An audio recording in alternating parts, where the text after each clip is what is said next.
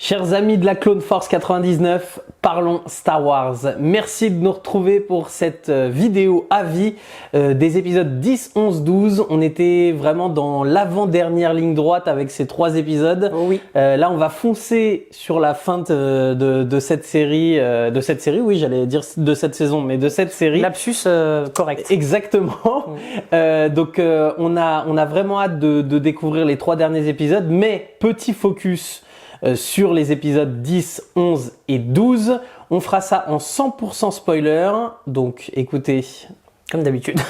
comme d'habitude, sans plus attendre, notre avis sur ces 3 épisodes.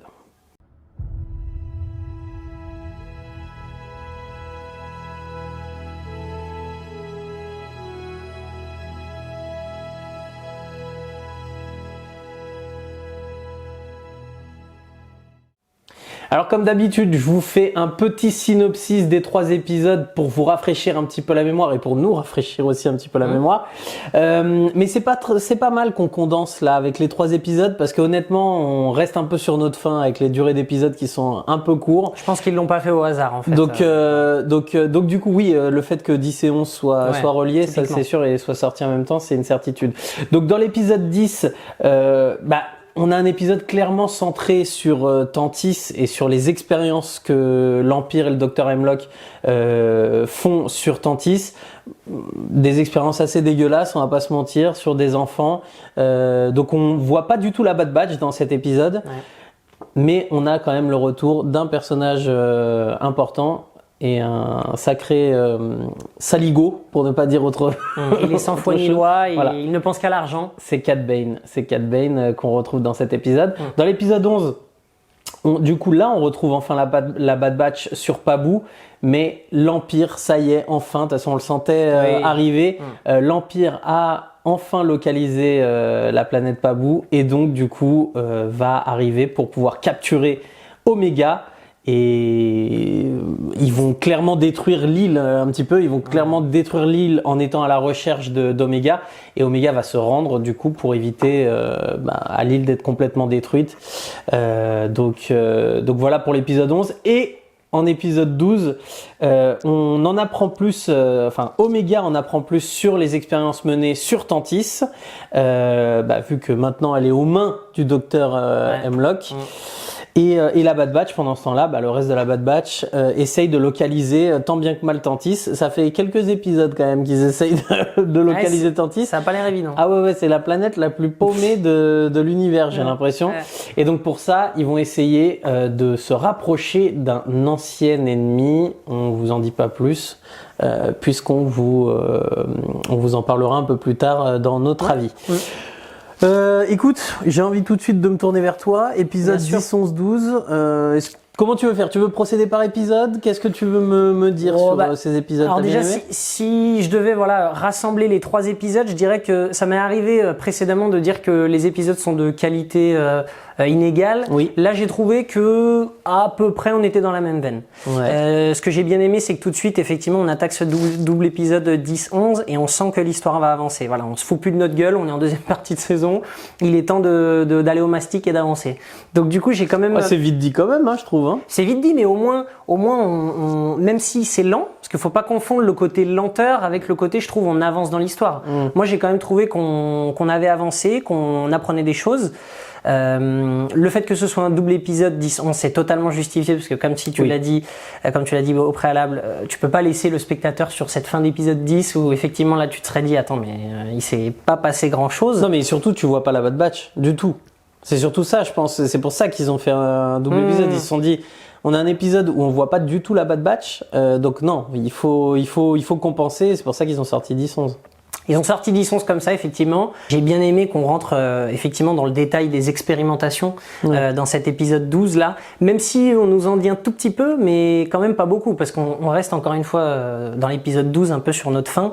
On se fait teaser la localisation de Tantis, mais au final, on sait pas exactement comment ils vont parvenir à leur fin et retrouver la planète.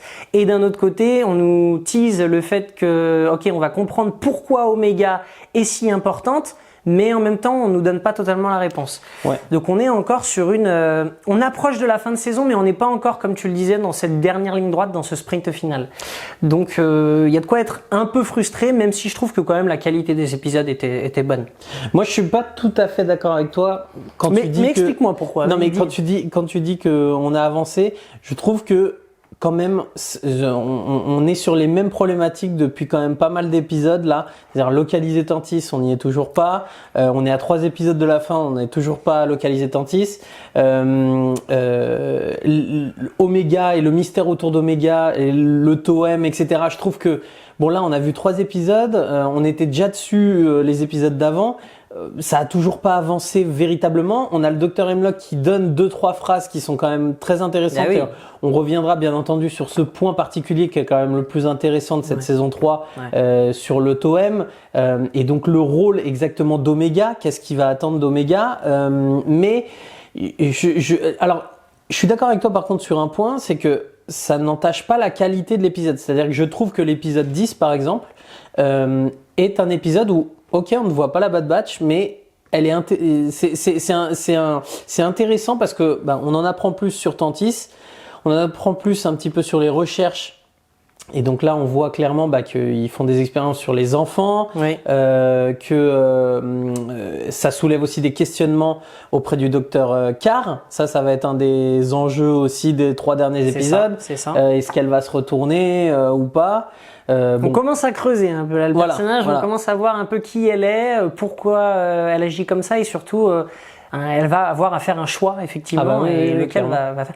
Il y a une sorte de réminiscence de l'épisode 1. Ouais, je comprends ce que tu veux dire. Cet épisode 10, le côté la lenteur de cet épisode et le fait qu'on soit sur Tantis, tout ça t'a pas rappelé un peu l'épisode 1 où on est rentré un petit peu dans la saison Oui, avec ça, oui, t'as raison. C'est-à-dire le fait que ce qu'ils veulent montrer, c'est que tout ce qui se passe sur Tantis, c'est assez répétitif, c'est mécanique, et donc forcément on le voit et les enfants en pâtissent, du coup les enfants cobayes en pâtissent, mais bon, ok, t'as cet épisode 10, du coup on n'a pas, c'est qui était intéressant, mais on n'a pas avancé. Et l'épisode 11 pour le coup, alors là on retrouve la Bad Batch, mais ouais, ok, on va capturer Omega, on s'en doutait un petit peu, on l'avait dit. Attention, j'ai pas dit que ça n'était pas prévisible, mais de manière plus large, est-ce que ne penses-tu pas qu'il faudrait peut-être faire 8 épisodes de 40 minutes Est-ce que ça vient pas du format? Alors j'ouvre la question, c'est un peu plus large, mais d'après toi, ça vient pas du format? Que ce soit 8 épisodes de 40 ou, tu peux les traiter... 15 épisodes de 20. Non, tu peux les traiter différemment. C'est pareil. Je suis pas d'accord. T'auras juste des scènes plus longues. Non, c'est une écriture. Moi, c'est vrai que il va falloir là qu'il nous fasse un film. En fait, je trouve là ils se sont mis dans une situation, et pourtant on est plutôt des défenseurs de Dave Filoni, on est plutôt des défenseurs. Attention, on aime bien Bad Batch. Il y a pas de, on remet pas tout en cause. Mais mine de rien, ces 3 épisodes là. Ils se mettent dans une position où il faut que le final soit incroyable. Je suis d'accord avec toi. C'est-à-dire que au final, de cette saison 3, alors qu'on aurait pu espérer, moi j'espérais beaucoup, quasi aucun filler. Oui. Allez, éventuellement un filler, mais ou 2.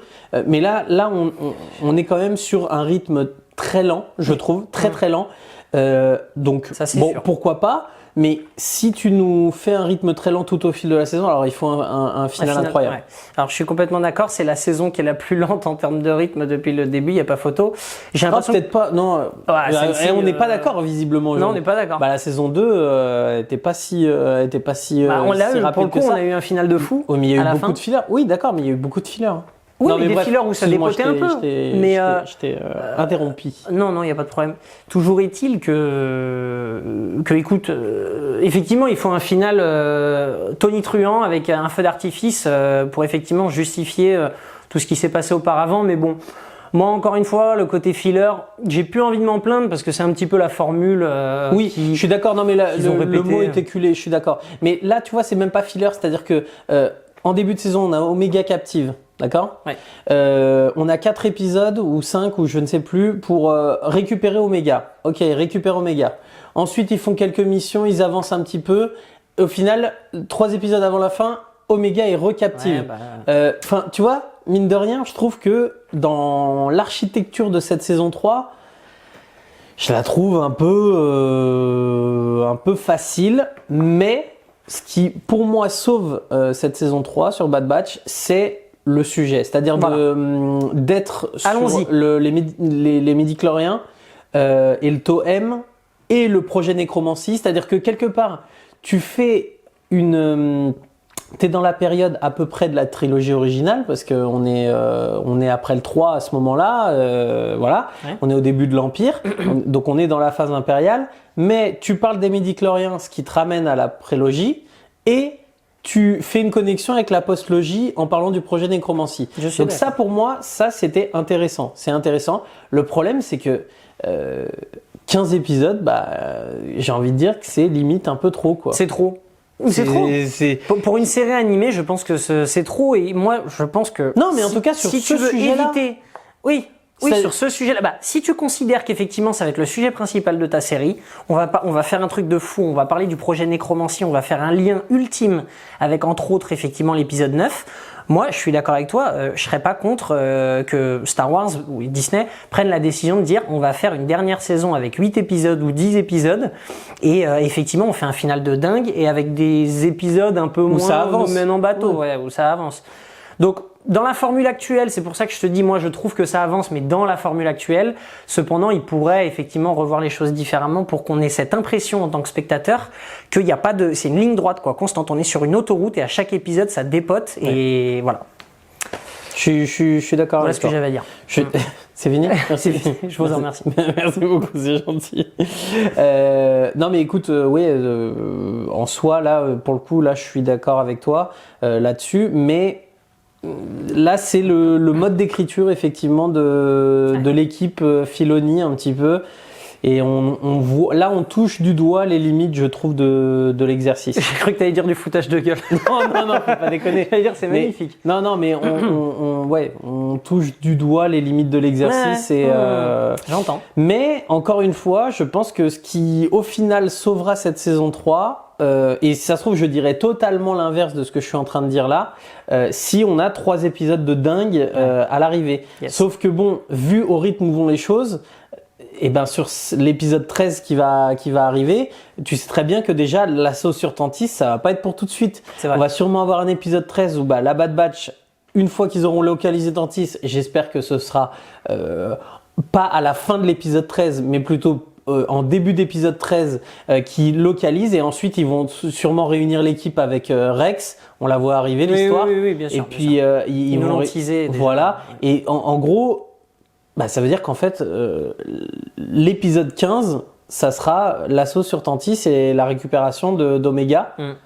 C'est possible parce qu'encore une fois, c'est pas un double épisode. S'ils sortent en épisode unique, c'est peut-être qu'ils vont régler tout ça en après un épisode. Je sais pas si on a la durée de l'épisode 15, pas encore. Tout à fait. Pas. Ouais. Parce que si ça se trouve, on aura un truc de folie, ils vont nous dire 1 heure ou un truc comme ça. Tout comme ils ont fait à la Clone Wars, un peu avec des épisodes plus longs. Alors je sais plus si c'était plus long ou si c'était juste les 4 derniers épisodes qui étaient tout simplement un film.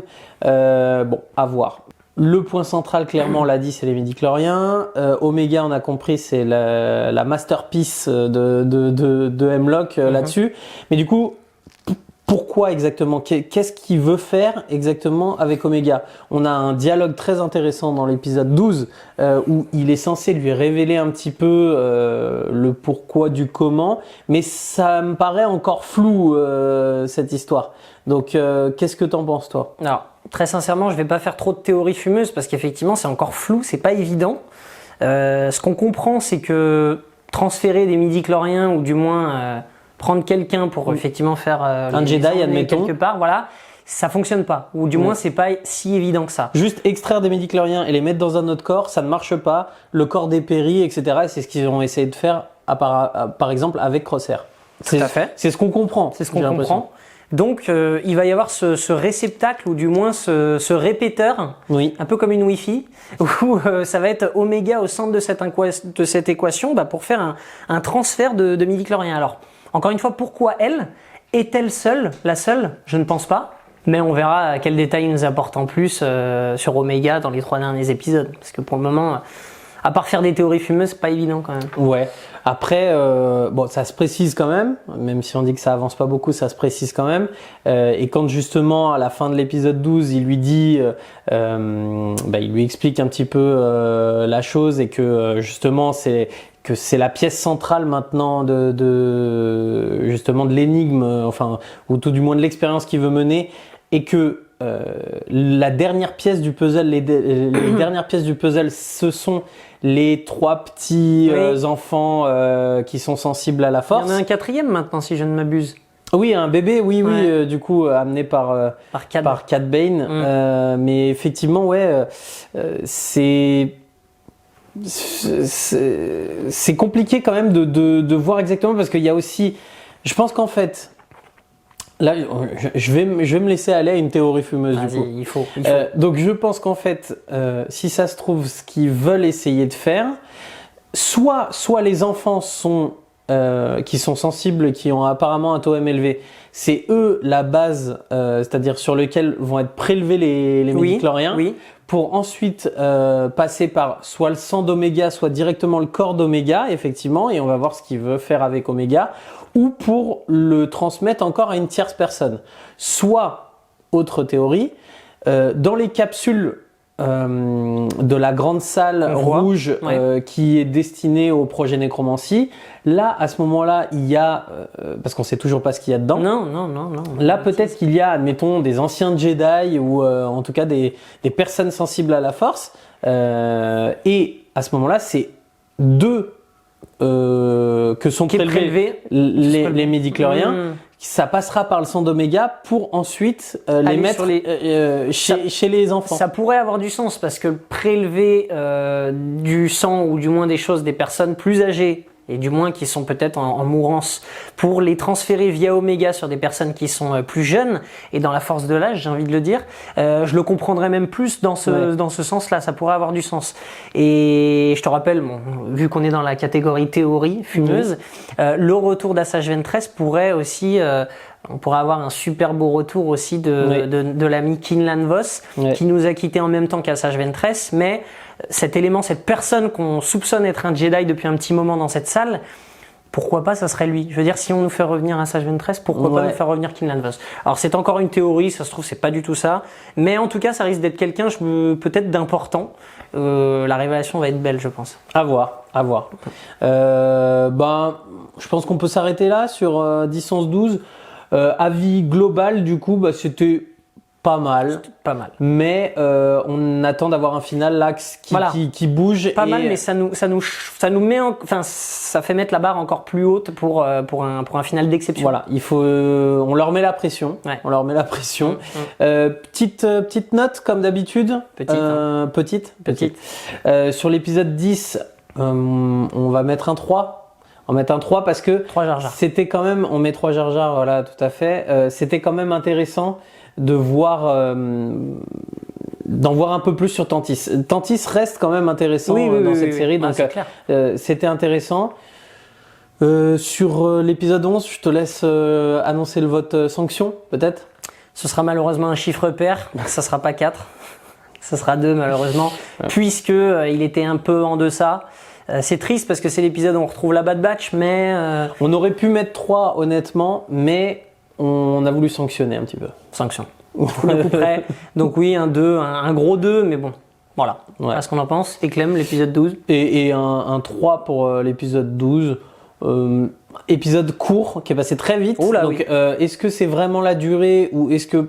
parce que c'est passé assez vite, parce qu'on s'est pas vraiment ennuyé. Une partie assez action qui était sympa avec justement la Bad Batch qui va chercher l'amiral Rampart captif. Donc une belle scène d'action. Avec une belle planète d'ailleurs. Un beau camp de prisonniers. Oui, et graphiquement, c'est vrai qu'on en a pas trop parlé, mais graphiquement, on a trouvé ça très joli. Il y avait un petit côté Wobani de Rogue One. Oui, c'est pas très légèrement, c'était pas mal. Donc n'hésitez pas d'ailleurs à aller voir nos vidéos réactions justement aux épisodes 10, 11, 12. Et puis écoutez, maintenant on va se retrouver pour l'épisode 13 du coup. 13. On espère que ça va lui porter chance. Exactement. Pour l'épisode 13, on va d'abord vous faire une vidéo réaction et puis on vous fera une vidéo avis des épisodes 13 et 14. Les amis, n'hésitez pas surtout à vous abonner à cette chaîne, c'est très important, ça nous donne énormément de force. Vous avez en description de la vidéo tous les liens de nos réseaux sociaux pour pouvoir interagir avec nous. Puis on vous met quelques actus de temps en temps sur nos réseaux, donc n'hésitez pas à y aller. Et puis bah écoutez, il ne me reste plus qu'à vous dire que la force soit avec vous. Que la force soit avec vous les amis. Et puis à très bientôt. Ciao! J'ai besoin que quelqu'un me dise où est ma place dans tout ça.